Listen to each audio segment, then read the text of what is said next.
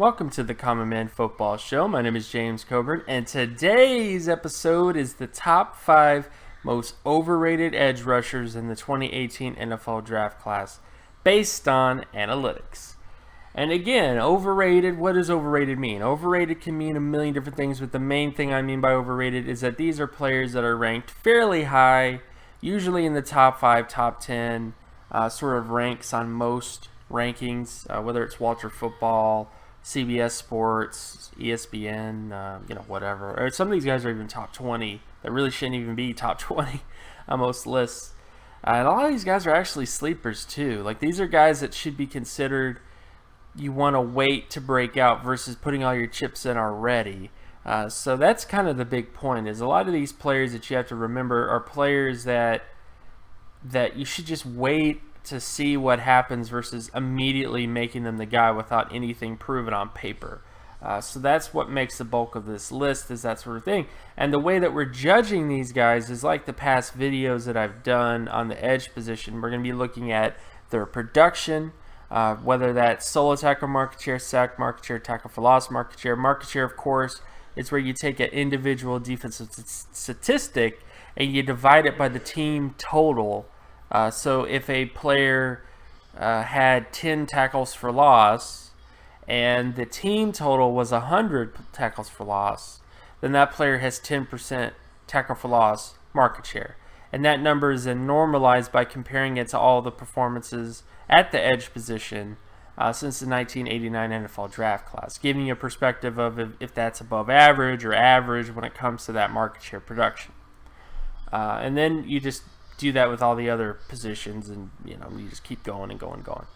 Then, of course, age is another thing, and I'm going to be talking about age a little bit on this list, especially because there are certain players on this list that are very, very old, where the chances of them becoming like an All-Pro, Pro Bowl player are almost impossible. Like, it'd be unprecedented for them to become a highly impactful player based on their age score.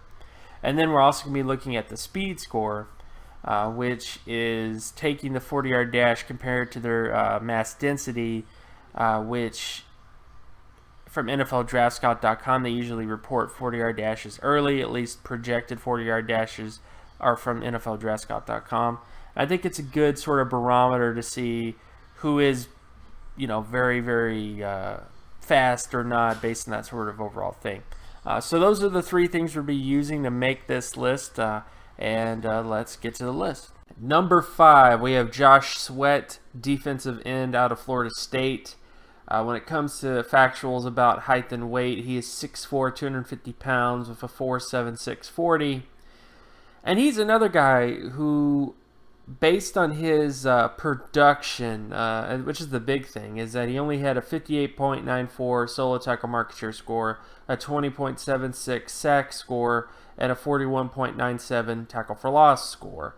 That's just not getting it done, guys. And as much as Josh Sweat has obviously been a high-end high school recruit, people have been talking about Josh Sweat since he was taken in by Florida State, but he just hasn't produced like a high-end prospect, hasn't produced like Jadeveon Clowney, he hasn't had a season like Jadeveon Clowney. So, and on top of that, his speed score is only a 48.49 out of 100 as well. So, as much as Josh Sweat has gotten a lot of publicity recently and is considered by some to be a top 20, top 15 level defensive end, he just isn't that. So this will be the year. I mean, he either puts it up and puts in a really, really productive season this year, or he doesn't and he continues to be what he is, which is one of the most overrated defensive ends in college football.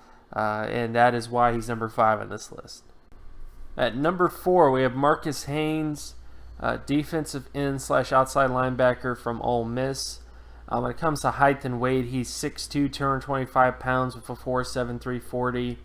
And based on his production, he's fine. He has a 58.26 solo tackle market share score, a 80.05 sack score, and a 58.60 tackle for loss score. All those marks hit at least Pro Bowl thresholds for the position, but his issues break down when it comes to age and when it comes to his speed score. His score is 3.93 out of 100, which doesn't hit any high quality outcomes. He's going to be 24.38 on draft day, And on top of that, his speed score is only 23.26 out of 100. On top of being, 6'2", 225 pounds. So Marcus Haynes is a guy that can be a 4-3 Sam linebacker, and that's what I expect him to be, but he isn't a first-round pick. He's not a guy that you should consider to be a top 5 or top 10 overall edge rusher because he just doesn't have the type of profile indicative of high-quality outcomes. His age prevents him from being that, and his speed score prevents him from being that. So as much as I do like Marcus Haynes, and I think he's a decent all-around player on film, there's just too much on paper that suggests that he's going to be more of an okay or an average player at the NFL level versus an outstanding guy, or at least somebody that I've seen him being mocked in the first round in some drafts by certain people. So he just isn't that type of talent, and that's why he's number 4 on this list. At number 3, surprised to be here, but Arden Key, defensive end out of LSU. When it comes to height and weight, he's 6'5", 238 pounds with a 4.7 4.40. That is just not getting. That's Randy Gregory level, but based on his production, scored 55.62 out of 100, 81.77 in terms of his sack market share, and 63.76 in terms of his tackle for loss market share. All those marks hit Pro Bowl levels, on top of having a decent age score of 88.55 out of 100, but his speed score is only 26.27 out of 100. His production isn't exactly at the all-pro level yet. And when you just look at his height and weight, 6'5", 238 pounds, it's just not getting it done. It's Randy Gregory level athleticism traits. So, this would be awesome if he was 258 pounds and ran 4.74, but he's 238 pounds. So this, of course, may change when he goes to the combine. He may run faster for his size. He may bulk up for the combine. He may come in 10 pounds heavier. But the bottom line is, when it comes to Arden Key, is that a lot of his athleticism or just his sort of prowess is just steeped on a lot of shaky foundations. This is not a guy, this isn't like Jadeveon Clowney or Myles Garrett or any of those types of guys. This is someone who, based on his height and weight right now, with his 40, is not someone that should be considered a top 5 pick, and he's been mocked top 5 at times. He has decent production, but he's a guy that realistically should be seen as more of a potential sleeper than a out-of-the-box already type of prospect, and that is why he's number 3 on this list. At number 2, we have Chad Thomas, defensive end out of Miami. When it comes to height and weight, he's 6'5", 265 pounds with a 4.7 6.40. He's basically the real Arden Key, or at least if Arden Key was 265 pounds with a 4.7 4.40, that'd be amazing.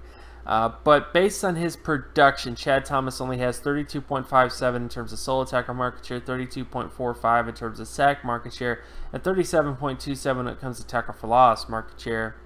He has a decent speed score of 67.08 out of 100, but his overall production is below average in solo tackles, below average in sack market share, below average in tackle for loss market share. And he's realistically a player that should be seen as a sleeper than a real thing. And every single year we see this type of guy that pops up occasionally where, like, oh, he's a good athlete, so he'll be great this year, but you just can't do that. You have to judge these guys on what they've done, what their resume is right now. And the resume of Chad Thomas right now is someone that should not be thought of as highly as he is right now. Again, I've seen him as a top 10, in some cases even a top 5 overall prospect on certain people's boards. That just is not who Chad Thomas is. He's a guy that if he comes in this year and is a much more productive player, great, he'll rise on the board. He'll probably end up being a top 5 player, in terms of defensive ends if he does that. But as of right now, he's just rated way too highly for stuff that he just hasn't done on paper. And at number 1 is Sam Hubbard, defensive end at Ohio State. When it comes to height and weight, he's 6'4", 265 pounds with a 4.7 6.40, which is decent. But his production, same issue as Chad Thomas.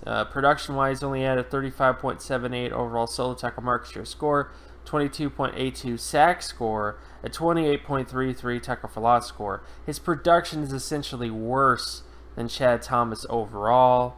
on top of having a little bit better of a speed score of 72.07 because his height makes him a more denser type of guy.